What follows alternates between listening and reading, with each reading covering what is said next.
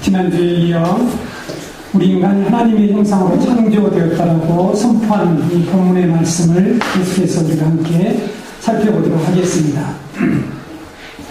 사람이 하나님의 형상으로 창조되었다는 이 말씀의 의미를 이해하기 위해서 우리가 먼저 생각해 보아야 할 것은 하나님께서 왜 이스라엘 백성들에게 이 말씀을 하셨을까?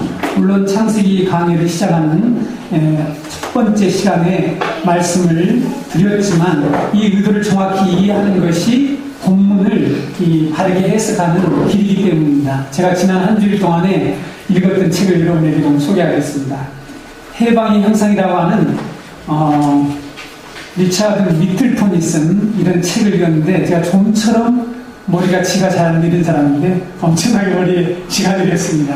이 책 한 권에 창세기 1장에 라틴어로 하나님의 형상을 이마고 데이라고 하는데, 이 1장에 나타난 이마고 데이에 관한 이 역사적 사회학적 여러 가지의 그 전문가들의 수많은 연구들을 검토해서 집약해 놓은, 이분이 기독교 세계관의 그리스도인 비전이라고 하는 책을 쓴 분인데, 이 책을 써서 제가 지난 한 주일 동안 읽었습니다. 이런 책을 읽으면서 이 본문의 본래의 의도의 길을 놓치지 않으려고 제가 무척 노력했습니다. 이분들이 언어학적으로 여러 가지 얘기를 한단 말이죠. 과연 이 본문을 하나님께서 왜 우리에게 말씀하셨을까 하는 하나님의 의도를 정확히 이해하는 것이 본문을 통해서 하나님 오늘 우리에게 말씀하시고자 하는 그 메시지를 들을 수가 있습니다. 이전 강론들에서 제가 조금씩 설명해 드렸지만, 하나님께서 출애굽한 이스라엘 백성들에게 광야에서 이 말씀을 주신 그 목적은 400년간 이방 문화에 젖어 살면서 그들 안에 자리 잡고 있던 신과, 하나님이죠, 신과 우주와 인간에 대한 이 왜곡된 시각들, 관점들, 생각들을 바꾸기 위해서였고, 또 그들이 본래 어떤 존재이며 그들의 사명과 역할 등 그들을 향한 하나님의 이 계획이 무엇인지를 알려주어서 그들의 정체성을 회복하고자 이 말씀을 주셨다는 사실입니다. 그래서 우리는 이러한 하나님이 이 말씀을 주신 이 목적을 따라서 이 본문을 읽으면 정확하게 하나님이 무슨 말씀하신지를 알 수가 있게 됩니다. 우리가 이미 살펴본 대로 첫째 날에서 다섯째 날까지의 말씀은 신이 아닌 것들을 신으로 생각하고 있었던 이 당시 사람들, 특별히 이스라엘 이 백성들에게 잘못된 그들의 이 우주관을 고쳐주시는 일을 하셨다는 거죠. 우리가 흔히 여섯째 날에 인간을 창조한 이 사건을 두고 하나님의 창조의 절정이라는 그런 관점으로 말씀을 보고 있는데, 저는 그것보다는 하나님의 이 형상의 이 복음의 절정을 말씀드리고 싶습니다. 하나님께서 계속 새 창조의 이 구원의 복음을, 구원의 역사를 설명해 오면서 마지막 여섯 번째 날에 놀랍도록 이 절정에 이르는 그런 구원의 복음을 선포하고 있다라고 믿습니다. 그래서 여러분, 여섯째 날에 하나님의 형상으로 창조된 인간에 관한 말씀을 통해서 하나님은 이스라엘 백성들에게 이 잘못된 인간과, 우리가 지난주에 살펴보았죠? 그들이 인간에 대하여 어떤 존재를 생각했는지, 하나님 왕 외에는 신의 형상을 입은 자가 없다라고 말하고, 그것을 그런 생각들을 팽배했던 그 시대에, 그래서 노예로서 살아가는 것에 대해서 당연하다고 생각하는 그런 인간관을 가지고 있고, 마치 왕의 부속품이나 지상에 불과한 그런 존재로 살아가는 그 잘못된 인간관과 그들의 정체성을 바르게 세워주는 일, 즉 하나님의 형상의 복음을 통해서 그들을 구원하시고자 하는 것이 바로 오늘 본문의 목적이라는 것입니다. 창세기 말씀뿐만 아니라 성경 전체, 즉 복음이 우리에게 맞추고 있는 초점은 바로 이것이라는 거죠. 이것이 무엇입니까? 우리 안에 있는, 우리가 하나님을 떠나서 이 세상으로부터 우리 안에 형성되어 있는 이 하나님에 대한, 또 하나님의 피조물에 대한, 우리 인간에 대한 이 잘못된 생각들, 이것이 지금 우리를 얽매우고 있고, 우리로 하여금 우리 인간의 본래의 이 정체성을 훼손시키고, 그래서 우리들은 힘겹게 살아가고 있습니다. 제가 이 책 저자가 왜 해방의 형상이라는 말을 썼을까라고 생각을 했는데, 바로 우리는 이런 잘못된, 왜곡된 지금 그런 정체성을 가지고 있는 데서 해방되어야 합니다. 이 하나님의 형상의 복음을 통해서 말입니다. 그래서 이렇게 우리의 잘못된 생각들을 고치고 우리의 정체성을 회복시켜서 궁극적으로 무엇을 하시려고 합니까? 하나님의 거룩한 백성의 자리, 지난주에 우리가 들었던 말씀처럼 왕같은 제사장의 직무로 다시 돌아가게 하는 것, 이런 목적으로 하나님이 우리에게 이 말씀을 주셨습니다. 구원은 우리 인간을 본래의 부르심과 목적으로 회복시키는 것이라고 하는 이 정확한 정의를 여러분들 결코 잊어서는 안 됩니다. 우리는 복음을 통해서 자신이 어떤 존재인지를 그래서 알아야 하고, 인간 본래의 사명과 그 위치로 돌아가는 것이, 회복되는 것이 구원이라고 하는 사실을 기억하면서 우리 신앙의 초점을 거기에 늘 맞춰야 합니다. 그리고 두 번째로 이 정체성의 회복이 얼마나 중요한가 하는 것을, 왜 하나님께서 이 말씀을 마지막 6째 날에 이스라엘 백성들에게 하셨는가 하는 거죠. 우리는 이 지금 하신 일의 관점을 볼 것이 아니라, 하나님이 왜 출애굽한 이스라엘 백성들에게 과거에 있었던 이런 일들을 말씀하시냐 하는 관점으로 보게 되면 창세기 말씀이 훨씬 더 이해하기 쉽다라는 것입니다. 그렇죠? 간단한 같지만 이 관점을 바꾸게 되면 이 말씀에 우리는 계속해서 하나님이 창조의 관점으로 본 것을 저는 여러분들에게 많이 교정시켰죠? 그렇지 않다는 거죠. 하나님의 영원한 목적, 즉 하나님의 나라의 계획을 이루기 위해서 하나님은 이스라엘 백성들의 정체성을 회복하는 일을 무엇보다도 중요하게 여기셨다는 사실입니다. 이것은 오늘 우리들에게도 마찬가지입니다.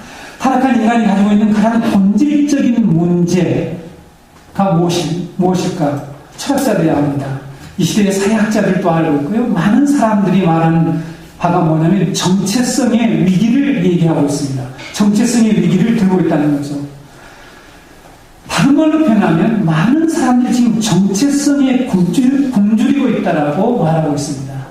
이런 표현들이 여러분에게 얼마나 와닿을지 모르겠지만, 복음을 전함으로 사람들을 구원할 사명을 가진 이 교회와 우리 성도들은 인간의 가장 중요한 문제가 정체성의 상실과 그것을 어떻게 회복할 수 있는가 하는 문제라는 것을 간파하고 있어야 합니다.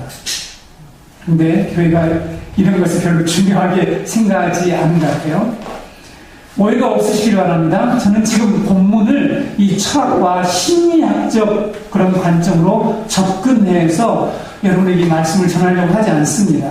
하나님께서 말씀하신 이 목적, 아까 정체성을 회복하기 위해서 이스라엘의 이 본래의 그 자리로 그들을 되돌려 놓기 위해서 하나님이 이 말씀을 하셨기 때문에 정체성이라고 하는 우리가 쓰고 있는 그 용어를 지금 사용하고 있는 것입니다. 하나님 말씀하신 이 목적을 따라서 인간이 하나님의 형상으로 창조되었다는 이 진리 속에 담겨있는 놀라운 구원의 복음을 우리가 알아야 한다는 것이죠. 여러분 인내하고 들어주셔야 합니다. 오늘도 좀 더 길 수가 있습니다. 출애굽한 이스라엘에게 가장 중요한 문제는 자신들이 누구인가, 그들은 무엇을 위해서 존재하며 무엇을 목표로 하며 살아야 하는가, 정체성의 문제를 해결하는 것이라는 것을 하나님이 잘 알고 계셨다는 사실입니다.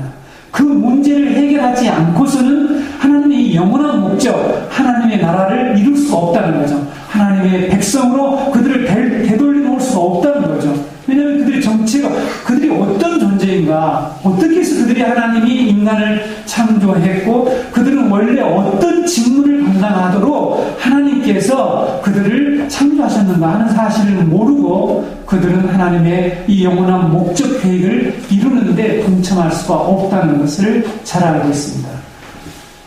우리 그리스도인들도 마찬가지입니다. 복음과 성령의 사역을 통해서 가장 먼저 해결되어야 할 이 문제, 이것은 우리의 정체성을 말씀 안에서 바르게 세우는 일이라는 것을 알아야 합니다. 성경적인 회심은 하나님의 형상으로 창조되었다라고 하는 그 정체성을 돌아가는 것을 성경적인 회심이라고 우리는 말할 수가 있는 것이죠. 만약 우리가 복음으로 정체성을 새롭게 하지 못하면 그들의 정체성을 회복시키는 이 창세기의 이 메시지를 들은 이스라엘이 어떻게 했습니까? 아주 빠른 속도로 이 말씀을 듣고도 그들이 회복되지 않았죠. 그래서 그들이 쉽게 빨리 우상 숭배의 길로, 다시 말씀드리면 과거의 옛 모습으로, 옛 상태로 아주 빠른 속도로 돌아가는 이스라엘처럼 되어버리고만 합니다.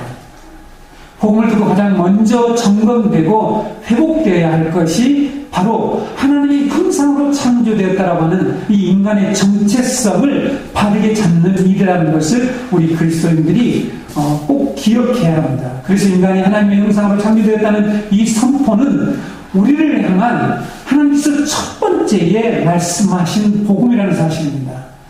그래서 제가 설교 시간에 창세기의 설교 말씀을 복음이라고 강조하는 이유가 바로 거기에 있습니다. 창세기가 복음이다. 우리를 재창조하시고 구원하는 놀라운 복음이다. 창세기에서 복음이라는 단어를 사용하지 않죠? 그러나 우리의 인간의 정체성을 회복해서 우리의 본래의 자리로 되돌리려고 하는 이 하나님의 구원 계획을 이루는 그것을 설명하고 있는 말씀이기 때문에 창세기의 말씀이 복음이다라고 저는 강조하고 있는 것입니다. 인간 하나님의 형상이라는 이 메시지는 타락한 인간이 겪고 있는 가장 심각한 문제를 해결해 주는 그런 진리라고 하는 사실을 우리가 알아야 합니다. 이 복음을 진정으로 받은 자라면 삶의 목적이 바뀔 수밖에 없죠. 삶의 패턴이 분명히 바뀔 수밖에 없습니다. 문제는 지금 수많은 신자들이 이 복음 안에서 새로운 정체성을 갖지 못함으로 인하여서 그들의 이 삶의 패턴과 삶의 목적이 바뀌지 않고 있죠. 이게 이스라엘의 문제였다는 사실입니다. 그래서 옛사람의 모습, 옛사람의 정체성, 옛날에 애굽에서 노예로 살아갔던 그런 삶의 방식은 여전히 해방되지 못한 그들의 생각과 그들의 삶과 그들의 관점들이 전혀 그리스도께서 복음을 통해서 해방시켜준 그 해방으로 나오지 못했다는 거죠. 제가 이 책에서 얻은 아이디어는 바로 그겁니다. 우리가 해방되지 못하는 그런 형상을 가지고 여전히 살아가고 있구나. 그게 우리를 이렇게 힘들게 만드는구나 라는 사실을 알게 되었습니다. 우리의 현실에 비춰서 정체성이 얼마나 중요한지를 우리가 한번 살펴볼 필요가 있습니다. 인간의 문제들을, 우리 인간들이 가지고 있는 문제들이 많잖아요. 여러 가지가 많습니다. 열가지 않아도. 근데 그런 문제들을 심층적으로 파고 들어가 보면 그 속에 자리 잡고 있는 이 원인이 무엇이냐는 거죠. 그 원인이 바로 이 정체성의 위기. 수많은 이 이방 문화에 의해서 공격받고 있는 이 정체성의 문제라는 것을 알 수가 있습니다. 하나님을 떠난 세상의 모든 사람들은 예외 없이 지금 이 정체성의 문제에 굶주리며 살아가고 있다는 거죠. 이것을 우리 어른들보다 훨씬 더 우리가 쉽게 파악할 수 있는 것은 바로 청소년기에 있는, 사춘기에 있는 우리의 자녀들이라는 사실을 우리가 알아야 합니다. 아직 사춘기 자녀들을 키워보신 분들이 있고 그렇지 못한 분들이 이 자리에 있는데, 이렇게 말씀드리면 감이 잘 오지 않죠. 그래서 제가 정체성이 굶주린 사람들의 특성들을 한번 열거해 보겠습니다. 이해가 될 것입니다. 그러면 자신의 정체성을 찾지 못하고 정체성에 이 해결되지 못한 욕구에 의해서 살아가고 있는, 이 욕구를 채우지 못한 사람들은 다른 사람들의 관계 속에서 특별히 왜곡된 모습을 나타내고 있다는 거죠. 이게 지금 우리가 보고 있는 현실입니다. 그게 무엇이냐면 그런 사람들은 자기 자랑하는 데에 바쁘다는 사실이에요. 50대에 이 어른들이 모이면 하는 얘기가 뭐냐면 자식 자랑, 자랑할 수 없는 사람 너무 비참하는 거예요. 지금 이런 현실입니다. 모여서요, 남자들도 너무너무 자랑을 잘한다는 것을 여러분 모르십니까? 남자들이 입을만 열면 자랑하고 싶어하는 그 욕망을 가지고 있다는 걸 모르세요? 경험이 없으십니까? 네. 꼴볼게는 못 보셨는 모양이에요. 네. 우리 애기 아줌마들, 사우나나 어디 가서 있어보면 전부 하는 얘기가 자랑이에요. 자기 집안 자랑, 무슨 자랑, 어떻게 해서라도 자랑하고 싶어 하는데 이 바쁘다는 사실을 발견할 수가 있습니다. 여러분들 그걸 예사롭게 보셨는지 모르겠지만 이게 정체성과 밀접하게 연관되어 있다는 거죠. 또 어떤 모습을 보이냐면 사람을 잘 사랑하지 못한다는 사실입니다. 여러분, 사람들이 사랑에 갈구하고 있고, 오늘 그 문제를 마지막에 결론을 내릴 텐데, 사람들이 사랑을 갈구하면서 다른 사람을 사랑하는 데는 대단히 인색합니다. 심지어는 다른 사람들을 학대하는 일을 하게 되는 것이죠. 그래서 이기적이고 자기 중심적이고 고집을 꺾지 않고 하는 이런 모든 것들이 정체성에 굶주린 사람들이 드러내는 그런 현상이라는 것입니다. 이것뿐이 아닙니다. 술수를 써서 어떻게 해서라도 자기가 원하는 것을 쟁취하려고 하는 이러한 모습들, 인간들이 그렇지 않습니까? 우리 주위에 있는 모든 사람들이 그렇게 살고 있지 않습니까? 이것이 정체성의 문제, 우리의 마음속 깊숙이 자리 잡고 있는 우리는 무엇 때문에 살고 있는지 하는 이것을 해결받지 못한 사람들이 그런 행태를 보인다는 것이죠. 그것뿐만 아닙니다. 이런 일을 통해서 하는 그런 목적은 자기를 강하게 보이려고 하는 거거든요. 아까 앞에서 이렇게 수술을 써서 어떤 목적을 이루고 하려고 자기를 자랑하고 하는 것은 나는 이런 존재야 하면서 자기를 드러내려고 하는 것에 그런 모습이 있다면 반대의 모습을 가지고 있는 분들이 있습니다. 자기 연민에 쉽게 사로잡히거나 자포자기를 쉽게 하는 성향을 가지고 있다는 거죠. 이런 사람들은 담대함이 없어요. 뭔가에 쫓기는 삶을 살고 있고요. 두려워하는 것들이 훨씬 이 건강한 정신을 가지고 있는 사람보다 많습니다. 그렇죠? 독재자들의 특징이 그래요. 독재자들의 특징이 정체성이 아니고 가지 못해요. 그래서 그 사람들은 매우 두려워해요. 그렇죠? 그래서 자기를 방어 기제를 만들어 놓고, 그래서 정보원을 두고 자기를 공격하는 사람, 이것을 늘 두려워하는 그런 떳떳하지 못한 사람들이 바로 그런 일들을 하게 되는 거죠. 저는 이런 사람들을 보았습니다. 목회자 중에서도 이런 사람들을 보았다는 거죠. 그러나 여러분, 복음을 통해서 성경적인 정체성을 회복하고 우리말로 하는 이 건강한 정체성을 소유한 사람들은 자신을 강하게 보이려고 노력하지도 않고, 이웃에 대해서 자기를 드러내려고, 자기를 강하게 보이려고 드러내려고 하지도 않고, 자기 자신과 이웃과 하나님과의 관계에서 평화를 누리며 살아간다는 것이 특징입니다. 자, 여러분이 지금 나는 성경적인 이 하나님의 형상, 이 새 사람이라고 하는 하나님의 형상으로 회복된 정체성을 가졌는지 안 가졌는지를 점검해보는 길이 뭐냐면, 나 자신과의 화해를 이루고, 그래서 나 자신과의 너무 편해요. 나 자신을 뭘 자꾸 감추거나 드러내려고 하거나 과대 포장하려고 하거나 그럴 필요가 없다는 거죠. 그 이웃과의 관계에서 너무 자연스러워요. 그렇죠? 근데 자연스럽지 못하다면서요. 그렇죠? 이것은 바로 정체성이 빈약한 사람의 특징이라고, 제 말이 아니라 제가 연구해본 결과 모든 심리학자들이 이런 결론을 내리고 있다는 것입니다. 이스라엘 백성들은 말씀을 통해서 자신들이 어떤 존재였는지, 하나님의 계획이 무엇인지, 하나님이 자신들을 어디로 인도하고 계시는지에 대한 말씀을 들었어요. 그렇죠? 들었습니다. 그런데 그들은 이 말씀에 의해서 회복된 정체성을 갖지 못했습니다. 그래서 세계관 공부 시간에 배운 것을 다시 한번 되새겨 보려고 합니다. 이스라엘 백성들이 바람 광야에 도착해서 한 일이 무엇이죠? 각 지파에서 지도자 한 명씩을, 부령이죠? 지도자 한 명씩을 뽑아서 12명의 이 가나안 조사단, 요즘 말하면 탐사단, 조사단을 만들어서 정탐하는 일을 시켰죠. 그들이 모세가 명령한 대로 지시한 대로 동일한 지역, 동일한 내용을 조사를 해왔습니다. 근데 그 보고의 내용은 2대10으로 판이하게 다르다고 하는 사실을 지난번에 말씀드렸죠. 갈렙과 모세는 이 조사한 내용을 어떻게 표현합니까? 우리가 올라가서 그 땅을 취하자, 능히 이길 수 있다 하는 이런 긍정적인 보고를 했죠. 근데 10명은 어떻게 했습니까? 그 땅에 대해서 악평을 했죠. 우리가 올라갔던 그 땅, 그 백성 우리가 칠 수 없어. 우리보다 그들은 강하다. 우리가 정탐한 땅을 그들은 악평을 하면서 자기 자신들을 어떻게 말합니까? 자신의 존재를 메뚜기 같은 존재라고 말합니다. 여러분, 여호수아 갈렙이 올라가서 그 땅을 취하자 우리가 능히 이르라고 하는 이 말씀, 이런 보고 똑같은 내용을 보았습니다. 자, 정체성이 여러분 우리의 이 삶의 상을 어떻게 해석하고 어떻게 다르게 보고 어떻게 우리들이 살아가게 만드니 우리의 행동을 취하게 만드는지 우리 안에 있는 정체성이 결정을 한다는 사실입니다. 이들은 이렇게 얘기했죠. 이렇게 말할 수 있었던 근거가 무엇입니까?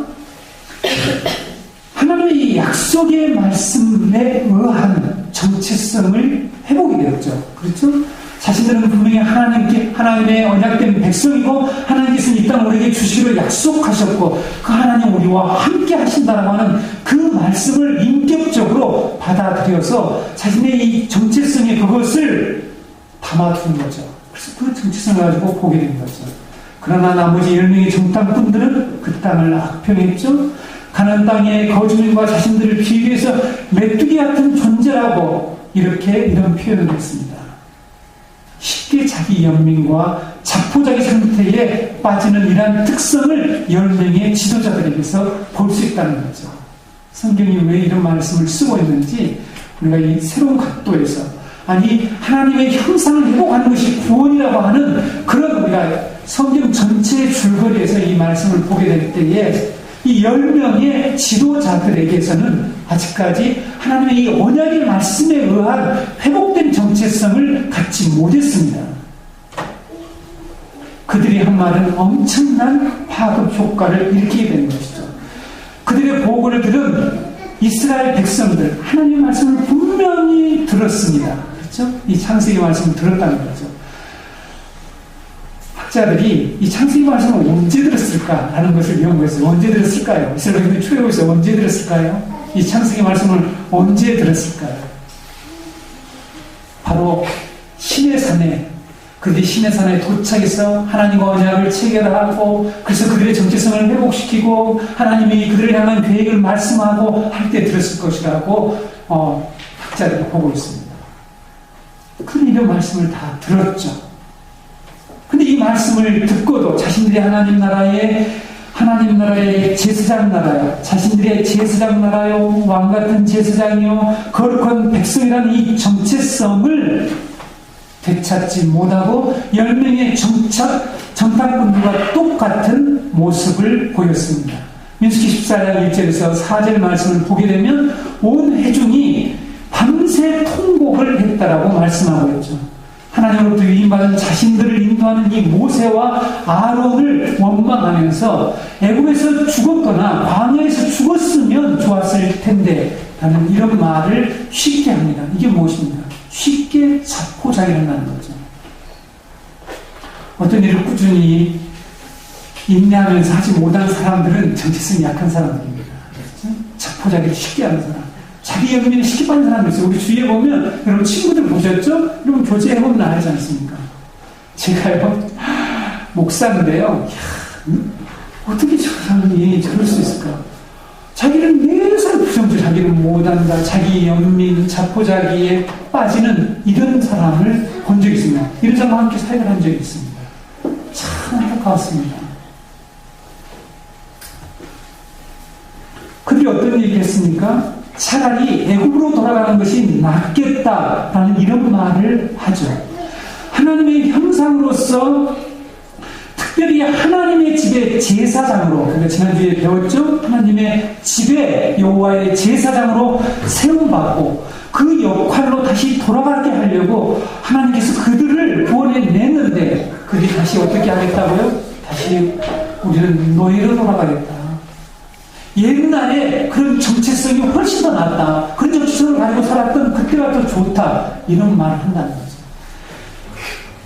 이들의 이러한 행동은 그들을 구속하신 하나님의 이 목적에 정면으로 보존하는 행위였습니다. 이것이 어떤 결과로 끝나게 됩니까? 여러분, 그래서 지난번에도 제가 세강 공부 시간에 말씀드렸듯이 왜 이스라엘 백성들이 이 기점으로 해서 출애굽한 20세 이상의 여호수아 갈렙의 모든 백성들은 약속의 땅을 받지 못하게 되는가? 하나님은 그들을 구원하셔서 그들의 본래의 자리, 본래의 역할과 사명으로 구원하시고자 하는데 이스라엘은 과거의 애굽의 노예 상태로 돌아가는 것이 더 낫겠다라고 하면서 하나님의 거룩한 백성의 자리를 박차고 안 하겠다, 거부했다는 것입니다. 그래? 거부하면 너희들은 들어갈 수 없다라고 하나님께서 그들을 광야에서 37년 6개월 동안 돌리면서 그들을 모두 다 광야에서 쓰러지고 죽게 만들었다는 사실입니다. 제사장이라 거룩한 백성이고 왕같은 제사장이고 뭐고 다 싫다, 이런 표현을 한다는 거죠. 저는 이런 말씀을 읽을 때마다 이 얘기를 오늘 우리에게로 가져오는 것이 설교자의 사명이라고 생각합니다. 우리도 그렇다는 거죠. 싫다, 거룩한 제사장이고 너무 잘스럽다, 왕같은 제사장 다 알고 있습니다. 그리고 우리는 다시 애굽으로 쉽게 돌아간다는 거죠.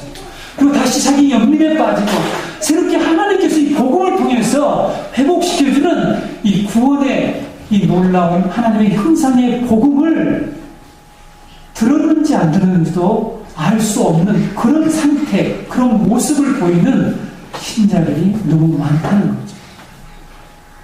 하나님의 형상의 복음을 보다 회복된 정체성을 갖지 않으면 우리도 이스라엘 백성들과 동일한 이러한 반응과 이러한 모습으로 돌아갈 수가 있다는 것을 우리는 이 말씀을 통해서 깨달을 수가 있습니다. 오늘날 신앙생활을 하다가 교회를 떠난 사람들이 너무너무 많죠. 그 이유에 여러 가지라는 것을 저도 알고 있습니다.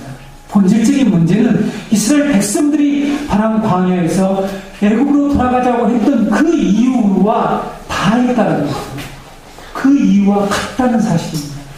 애굽으로 돌아가려는 자들이 하나님의 언약의 복음 안에서 하나님의 형상으로 회복된 정체성을 가지고 있었다면, 그것을 확신하고 있었다면 다시 애굽으로 돌아가자는 말을 결코 할 수가 없다는 거죠. 너무도 억울하고 어리석게 살았던 그 삶으로 돌아간다는 것이 있을 수가 없다는 거죠. 하나님의 왕권을 대행하는 왕같은 제사장으로 창조되었다라고 하는 이 복음을 듣고 하나님의 형상의 이 말씀, 창조되었다는 이 말씀을 듣고 그들이 우리가 다시 애굽으로 돌아가자는 말을 하는 것 자체가 그들 안에는 복음이 없다는 거죠. 이 말씀을 전혀 마음속에 담아두지 않는다는 것입니다. 이들은 광야에서 다 죽었습니다.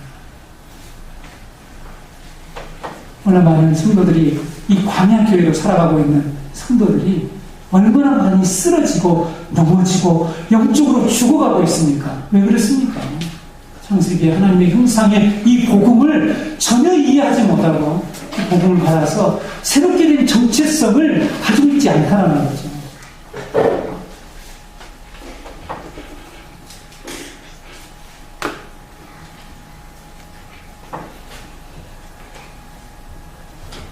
그래서 우리는 이제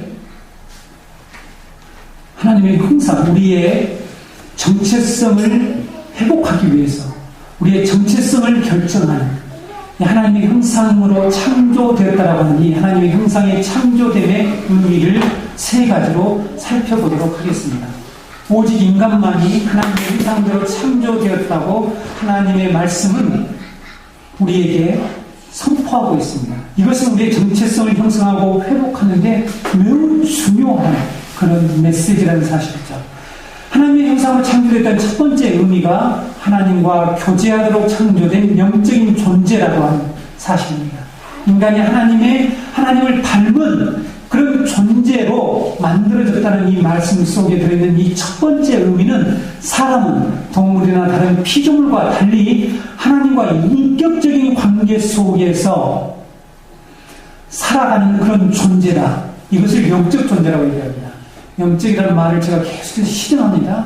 우리 한국교회는 이 무속신앙에서 잘못된 이런 배경에서 기독교가 형성되면서 영적 존재하면 계속 어떤 신비한 이상한 그런 개념들을 연상하거나 그런 쪽으로 나가는 것을 안타깝게 생각합니다. 이것은 영적이라는 말은 하나님과 관련된다는 말로 생각해야지, 영적이라는 말은 내가 어떤 능력을 발휘하고 나에게 어떤 희한한 어떤 신비한 어떤 그런 감정이나 능력에 쌓여있다, 이런 생각들은 버리셔야 합니다. 이것을 강조하는 그런 지도자들과 교회가 있는데 그것은 완전 비성경적이고 그것 자체가 다른 복음입니다.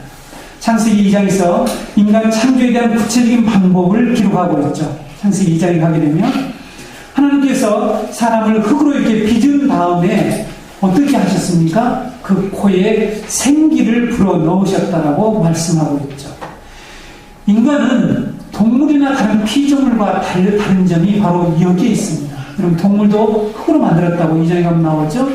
인간만 하나님께서 생기를 불어넣었고 인간만 하나님의 생기를 받은 존재라고 말씀하고 있습니다. 이게 무슨 의미라는 거죠? 여기서 이 생기라는 말이 히브리어로 니시마트 하임이라고 하는 그런 단어인데 살아있는 숨이다, 살아있는 호흡이다라는 그런 의미죠. 이렇게 좀 표현했으면 좋을 텐데 왜 이렇게 한문을 이렇게 계속해서 부었는지 모르겠어요.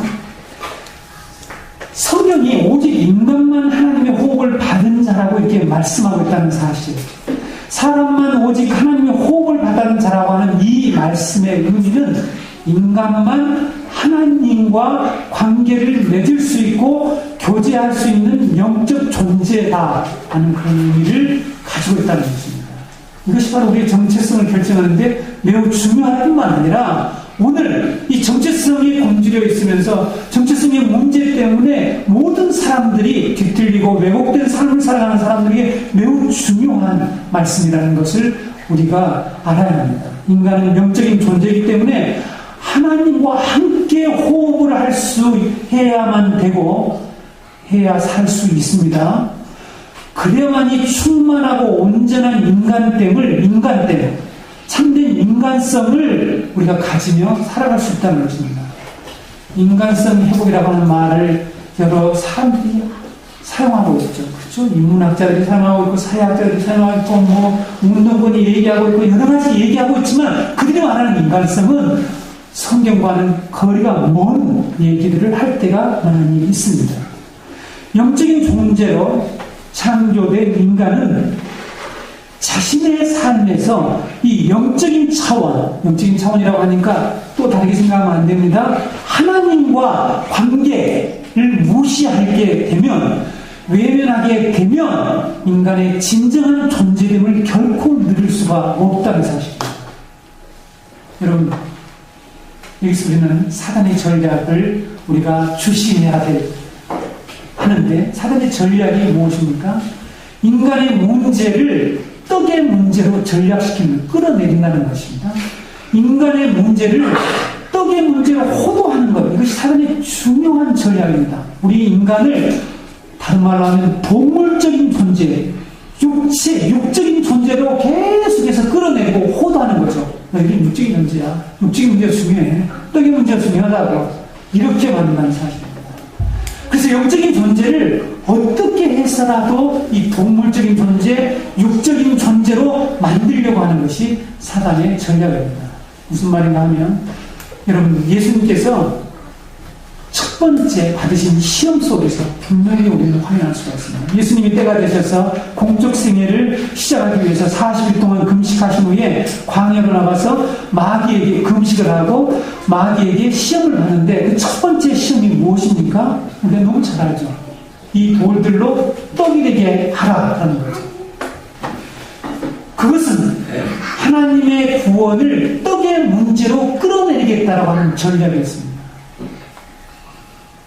이해가 되십니까? 하나님의 구원의 문제는 떡의 문제가 아닌데 떡의 문제인 것처럼 사람들에게 그렇게 호도하기 위해서 예수님을 시험했다는 거죠. 떡의 문제다.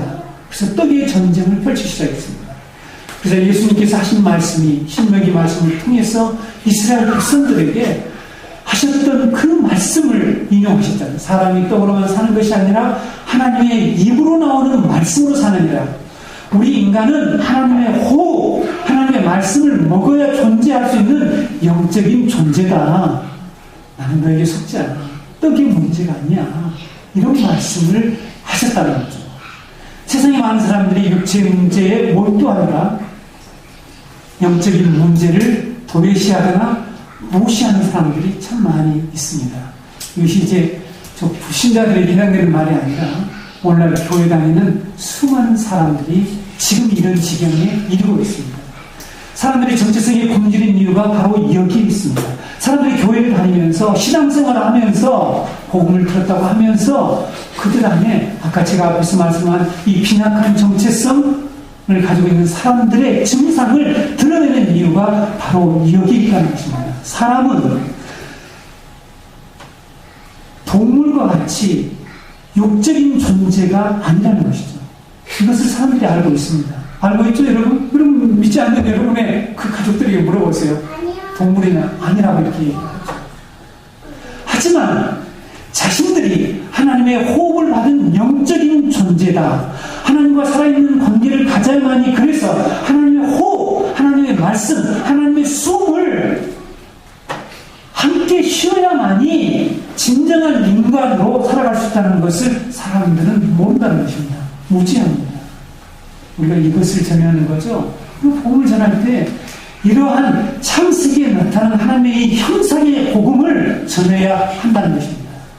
하나님의 형상으로 회복시키는 중요한 구원의 진리를 떡의 복음으로 하나님의 형상으로 자기 본분으로 돌아가게 하기 위한 영적 전쟁을 떡의 전쟁으로 만드는 것이 사단의 전략이고, 이 사단의 전략과 속임수에 오늘날 수많은 사람들이 속아 넘어가고 말았다는 사실입니다.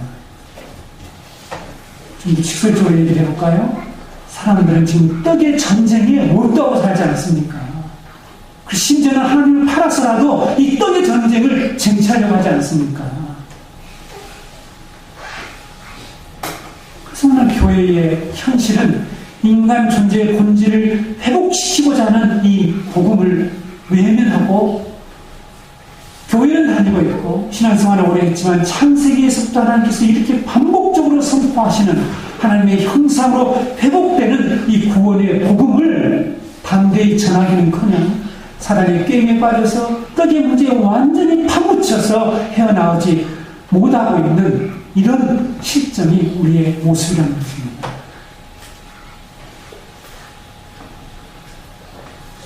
우리 현실로 다시 내려가보겠습니다. 돌아가볼게요.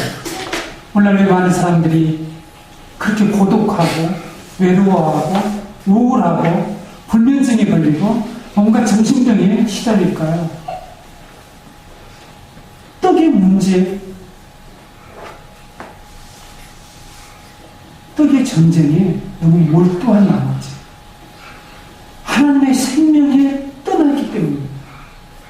벌써 그 영적인 문제에 무지한 사람들은 하나님이 없이도 살아갈 수 있다라고 장담을 하죠. 그러나 그들의 내면 깊숙이 들어가게 가보면 그들은 고독하고 외로워하고 잠을 자지 못합니다.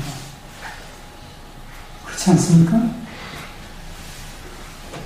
잠을 잘 자는 사람들 중에는 떡의 전쟁이 너무 몰두하고 잘 자는 사람도 있어요, 사실은. 그것도 마찬가지입니다. 지금 우리가 무슨 문제에 휩싸여서 살아가고 있는지 성경이 우리의 삶의 이 모습을 정확하게 해석하고 드러내주고 있습니다. 그들의 정체성은 심각하게 혼란을 겪고 있고요. 내면에서는 진정한 인생이 무엇인가, 인생이 뭘까 라는 이 정체성의 문제로 인해서 그들은 고통스러워하고 있습니다. 이것이 정체성에 굶주리고 있는 자들이라 이렇게 표현하는 것입니다. 우리 인간은 하나님과 관계를 맺는 영적 생활이 필요하다는 거죠. 그것이 없이는 하나님 우리에게 숨을 주셨는데 하나님과 함께 호흡하지 않는 사람은 진정한 정체성을 누릴 수가 없습니다. 인간다움이 무엇인지를 결코 알 수가 없다는 거죠. 예배와 기도 생활, 묵상하는 생활이 그리스도인들 중에 버거운 사람들이 있다면 우리의 본래의 정체, 하나님의 형상, 하나님의 형상을 제가 이런 책들이 오게 되면 여러 가지로 설명합니다. 기능적인, 사회학적으로 이런 설명들을 많이 하는데요. 네, 저는 그런 모든 것들을 생략하고 지금 여러분들에게 말씀을 전하고 있는데, 하나님의 형상이 중요한 의미는 그들이 본래 가지고 있었던 그 직무, 그들의 그 정체를 밝히고자 하셨다는 거죠. 그것을 우리가 회복해야 됩니다. 말씀을 드리겠습니다. 두 번째, 하나님의 형상의 의미 속에는 하나님의 형상을 지음받았다는 이 의미는 신의 성품을 가진 존재라는 그런 뜻을 가지고 있습니다. 우리 인간이 하나님의 형상을 따라 만들었다는 것은 그분의 본질과 성품을 따랐다. 그분의 본질과 성품이 우리에게도 동일하게 반영되어 있다. 소유하고 있다. 하는 그런 의미인 것입니다. 신앙에서는 하나님과 함께 가지고 있는 공유하는 속성이 있고 하나님과 같이 가지고 있지 않는 비공유적 속성으로 구분합니다. 인간의 정체성을 회복하고자 하시는 이 목적대로 우리의 정체성을 우리는 이런 조직신앙에서 말하는 이 관점을 제외하고 잠시 우리는 여기에서 하나님이 가지고 있는 가장 대표적인 속성이 무엇이냐 이것을 우리가 살펴보겠습니다. 여러분, 하나님이 가지고 있는 이 대표적인 속성, 성품이 무엇일까요? 여러분, 무엇이라고 알고 있습니까? 성경은 무엇을 우리에게 강조하면서 이러한 하나님의 신의 성품에 우리가 참여하는 것이 구원이라고 베드로 사도가 얘기하고 있습니까? 그 성품이 무엇일까요? 사랑, 그 다음에 뭐죠? 거룩함, 의로움이죠. 이 세 가지가 하나님의 대표적인 성품입니다.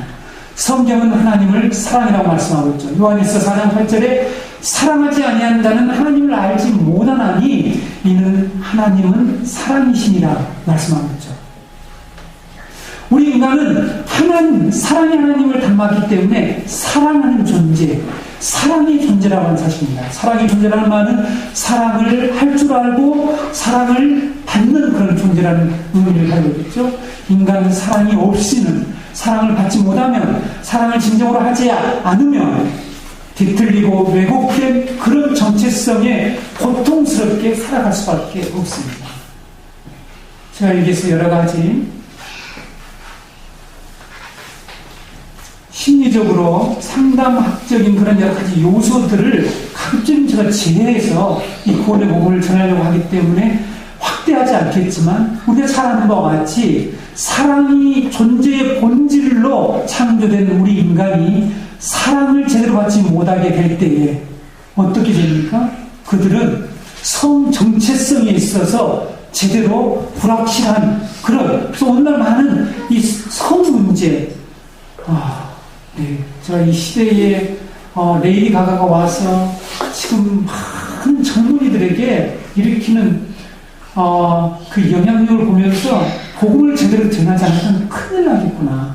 오늘 제가 이 말씀 속에서 하나님의 남자와 여자를 창조했던 이 말씀, 하나님의 형상 중에 남자와 여자가 들었죠? 근데 하나님은 성을 가지고 있는 존재가 아니죠. 이 말씀도 중요한 의미가 가지고 있습니다. 그렇죠? 하나님은 근데 사랑을 우리가 이해하게 되면, 지난주에 저희 집에서 결혼 예비학교를 하는데 제가 그런 예화를 들었습니다. 그 예화 중에 하나가 뭐냐면 아버지의 사랑을 받지 못하는 딸은 수학을 제대로 하지 못한다. 이런 내용이 데이브 시몬즈가 쓴 가정의 목자 시리즈의 책에 그분이 아주 정확하게 내용을 기록하고 있습니다. 그리고 중요한 것은 사랑을 받지 못한 자는 성 정체성에 이 성이 남성과 여성에 대한 정체성이 불분명하게 된다는 것입니다. 이것이 지금 심리학자들이 연구한 결과를 말하고 있는데 이렇게 이 사랑의 존재로 창조된 인간들이 사랑을 받지 못했을 때에 심각한 왜곡된 그런 어떤 존재로 바뀌고 마는 것이죠. 우리 가운데 왜곡된 형상을 가지고 왜곡된 이런 인간성을 가지고 수많은 사람들에게 피해를 주고 있는 그 모든 사람들의 문제는 바로 이 사랑의 존재라고 하는 이 존재의 정체성에서 문제를 해결하지 않는 이상 아무리 사회적인 환경을 바꾸고 교육을 하고 교정시설을 넣고 해도 바꿀 수가 없다는 것입니다. 이것을 우리들이 이 복음을 가지고 바로 이 공적인 영역에 교육과 정치와 이런 영역에 가서 이런 복음을 실천하고 그리스도인들을 각곳에 하나님의 왕 같은 제사장으로 세웠는데 오늘날 수많은 그리스도인들이 거기서 자기 뜻밖의 전쟁에만 참여해서 어떻게 하면 자기 자리를 확보하고 더 많은 월급을 받고 더 높은 자리에 올라가서 남을 지배하고 아니 고운 일을 덜 당하겠다고 하는 이런 생각을 하고 있다는 거죠. 이것이 복음입니까? 이것이 복음 받은 자들의 모습이라는 거죠. 아니라는 거죠. 심지어는 교회 와서 교회도 높은 자리가 없는데 그 그런 자리가 있다고 생각해서 그 자리를 쟁취하려고 하는 사람들이 나올 정도로 우리는 심각하게 다른 복음, 이 하나님의 형상의 복음을 제대로 깨닫지 못했다는 사실입니다. 하나님의 대표적인 속성은 무엇입니까? 거룩함입니다. 우리 인간은 거룩한 하나님처럼 지음받았습니다. 그러나 지금 모습이 어떻습니까? 얼마나 거짓되고 부패한 존재가 되었습니까? 예레미야서는 오시겠으면 이 세상에서 가장 부패한 것이 인간이라고 말하고 있지 않습니까? 그 정도로 인간은 잔인하고 거룩하지 못한 존재가 되었습니다. 그래서 하나님은 예수 그리스도를 통해서 하나님의 완전한 형상인 예수 그리스도를 이 땅에 보내셔서 그리스도를 다 본받는 것, 하나님의 형상인 그리스도를 본받게 하려고 우리를 부르셨다라고 로마서에서 말씀하고 있지 않습니까? 그리고 베드로전서 1장 15절 16절에서 오직 너희를 부르신 자처럼 너희를 부르신 거룩한 자처럼 너희도 모든 행실에 거룩한 자가 되라. 기록하였을 때 내가 거룩하니 너희도 거룩할지니라. 이런 말씀을 하고 있는 것입니다. 이 말씀, 거룩한 하나님의 형상을 다시 회복하라는 그런 명령인 것입니다. 그리스도의 삶의 목표는 하나님의 형상의 회복이라는 것을 잊어서는 안 됩니다. 우리 그리스도의 성장의 목표는 하나님의 형상을 본받는 거죠. 다시 그 자리로 돌아가는 것입니다. 어찌하여서 이 시대의 기독교가 이런 구원의 진정한 목표를 놓고 이 떡의 전쟁에 참여해서 하나님까지 이용하고 하나님을 마치 무당 앞에 나가서 전하고 복제를 바치고 하는 것처럼 그런 관계로 하나님과의 관계를 맺으려고 하는 거죠. 그것을 교회는 방조하는 것입니다. 그럼 동방교회가 자신들의 영성의 목표를 삼고 있는 대표 구절이 있어요. 동방교회 아시죠? 우리는 서방교회입니다. 그리스 정교랄지 러시아 정교랄지 지금도 있습니다. 그분들이 철저하게 신앙생활을 하면서 그들은 많은 핍박을 받았죠. 제가 그리스에 가서 메테오라라고 하는 그 곳에 갔더니 사람이 올라갈 수 없는 바위 꼭대기에다가 그들이 수도를 지었더라고요. 그러니까 그들이 핍박할 당시에 그들이 사람이 올라오지 못하고 그래서 줄을 내려서 사람들이 올라갔다고 하대요. 그런 곳이 너무 많습니다. 그 정도로 그들은 철저하게 하나님과 자신들의 관계, 또 하나님을 부인하지 않고 핍박 속에서 그들은 철저히 하나님을 의존하며 살아갔습니다. 그런데 그들이 자신들의 영성의 목표를 삼고 있는 대표 구절이 무엇인가 하면 베드로후서 1장 4절이에요. 그 말씀이 어떤 말씀입니까? 이로써 그 보배롭고 지극히 큰 약속을 우리에게 주사 이 약속으로 말미암아 너희로 정욕을 인하여 세상에 썩어질 것을 피하여 신의 성품에 참여하게 하는 자가 되게 하려 하셨으니 하는 이런 말씀입니다. 구원의 궁극적인 목적지가 무엇입니까? 우리를 하나님의 성품에 참여하게 만드는 거예요. 다시 우리로 하여금 하나님의 성품 안에 거하도록 만드는 것입니다. 세 번째, 하나님의 형상으로 창조됐다는 그 의미 속에 우리는 영광과 존귀한 존재라는 우리의 정체성이 그 속에 포함되어 있습니다. 인간이 하나님의 형상대로 창조되었다는 것은 하나님처럼 영광스럽고 존귀한 존재다라는 뜻이 있습니다. 하나님의 인간을 자기 형상대로 창조하심으로써 사람 안에 자신의 영광과 존귀로 관을 씌우셨다. 여러분 시편 8편 5절을 잘 알고 있죠. 그를 하나님보다 조금 못하게 하시고 하나님과 동등하지는 않습니다. 그 영광과 그 광채와 존귀함이 하나님과 동등하지는 않지만 우리에게 하나님의 형상으로서 우리를 창조했을 때 그분이 가지고 있는 그 영광과 존귀로 우리에게 관을 씌워주셨다고 말씀하고 있죠. 여러분 지난 시간에 고대의 형상이 가지고 있는 의미에 대해서 말씀을 드렸습니다. 고대에서 이 형상이 가지고 있는 이 의미가 무엇이었습니까? 왕이 자신이 다스리는 이 영토 안에 자신의 주권적 통치를 보여주기 위해서 자신과 같은 형상을 각 곳에다가 세운다는 거죠. 그래서 그 형상을 통해서 통치를 행사한다고 말씀드렸습니다. 그런 문화와 의미를 잘 알고 있었던 이스라엘 백성들에게 하나님이 지금 그것을 인용해 오신 거죠. 인용해 오셔서 내가 너희를 하나님의 형상으로 창조했다. 그 말씀을 하시는 거예요. 이해가 되시는 거죠? 그런데 여러분, 여기서 우리가 이처럼 하나님의 창조 세계를 통치하는 대행자가 되게 하셨는데, 하나님의 형상으로 만드셔서, 만약 누군가가 여러분 왕이 세우는 그 형상을, 자신의 형상을 훼손하게 되면 어떤 일이 벌어질까요? 네? 네. 바로 그 사형이죠. 고디시도 바로 사형이었을 것입니다. 그러니까 왕이 자기네 형상을 세웠을 때 당시의 모든 백성들은 이 형상과 왕을 동일하게 존귀하게 여기고 왕과 동일한 영광과 위엄을 가진 것으로 믿고 그 앞에 절을 하고 그 앞에 제사를 드리고 했죠. 그렇죠? 근데 그것을 거부한 사람이 누굽니까? 예. 다니엘과 세 친구였지 않습니까? 그래서 그렇게 죽게 된 거죠.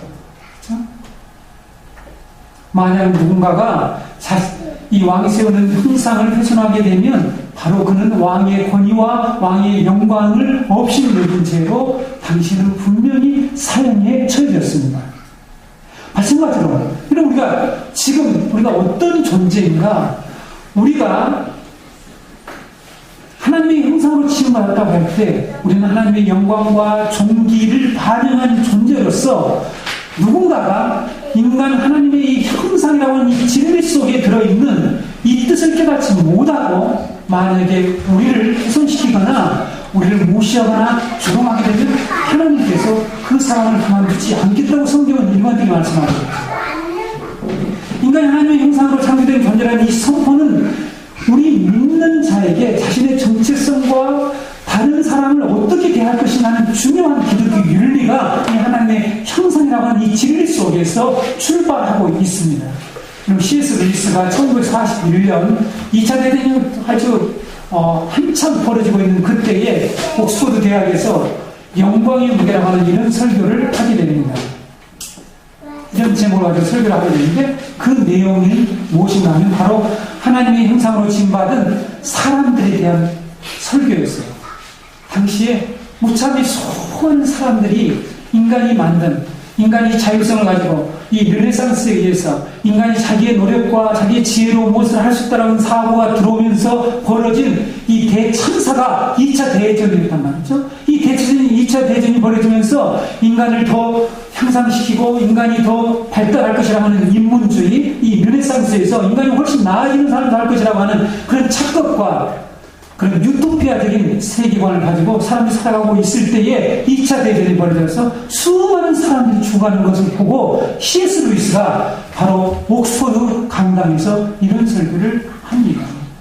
그 내용을 제가 읽어드릴게요. 내 이웃의 영광의 무거움 혹은 짐은 매일 짊어져야 할 짐, 너무나도 무거워서 오직 겸손으로만 짊어질 수 있는 짐입니다. 경건한 자의 등은 부러지게 될 것입니다. 하고 뒤에 여러 가지 설교 내용이 있는데 오늘 제가 짧게 이 두 줄을 인용했습니다. 내 이웃의 영광의 무거움 혹은 짐은 내가 매일 짊어져야 할 짐이다라는 거죠. 너무나도 무거워서 오직 겸손만으로만 짊어질 수 있는 짐이다. 이런 설교를 했습니다. 그래서 만약에 이웃과의 사람들과의 관계에서 하나님이 그에게 심어준 이 영광이 얼마나 무겁고 존귀한지 그것을 C.S. 루이스는 이해한 것이죠. 그것은 오직 겸손으로만 짊어질 수 있다. 이런 표현을 했습니다. 이 사람이 하나님의 형상으로 창조됐다는 이 진리를 믿는 사람은 다른 사람과 관계에서 분명히 다른 모습을 드러내야 한다는 것입니다. 왜?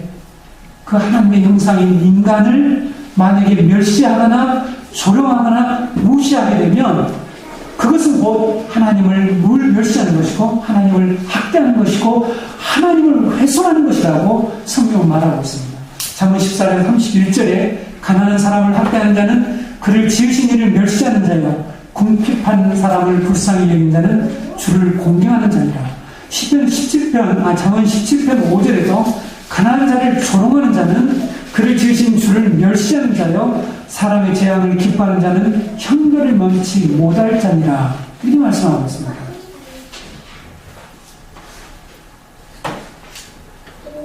그리스도인이